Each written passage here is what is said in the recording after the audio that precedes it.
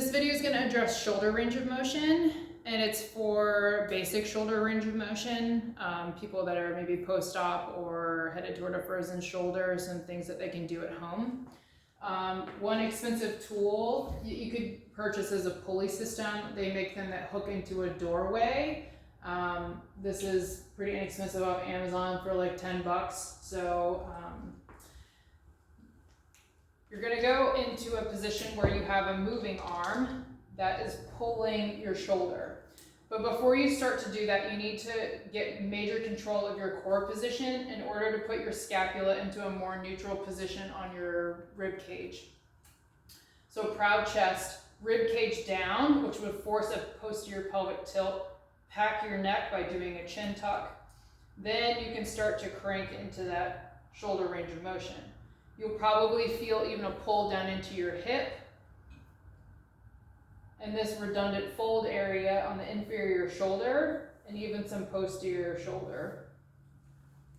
The second way that you can do it is just on a wall. In the shower when your shoulder is nice and warm is also a really great time. Same thing, you've got that proud chest, chin back, rib cage down into a pelvic tilt, packed neck. And you're going to be sliding into flexion.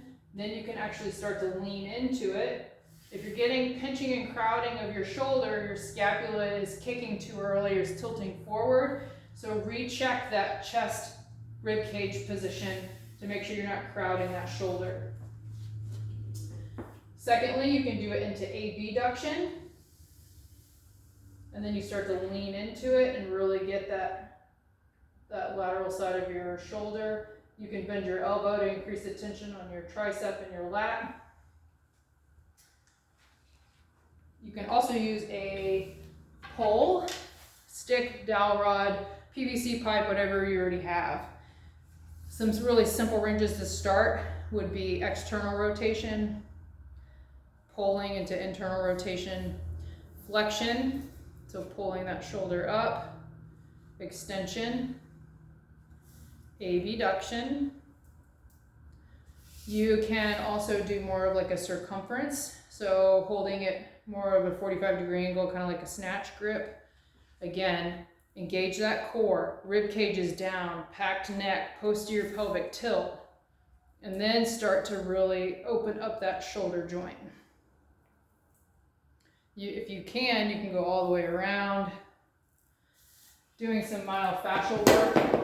If you're in the shower, take your bar of soap and put it up onto your top of your pec, just underneath your collarbone, and really work that pec.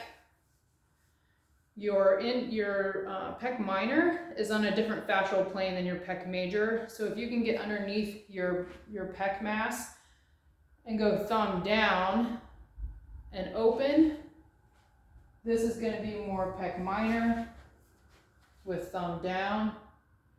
Pec major is thumb up. So that's a different myofascial stretch for you. Thumb down is pec minor, pec major is thumb up. And lastly, getting some neurofeedback through shoulder torquing position. Put a band around your upper arm just above your elbow. In order to create torque in your glenohumeral joint, your humerus has to externally rotate. So if you put a band around your arms, we'll pretend that I'm on a wall. Got that proud chest, rib cage down, packed neck, and you start to do wall walks. You'll actually feel that rotator cuff engage, sucking the humerus into the glenohumeral joint. So doing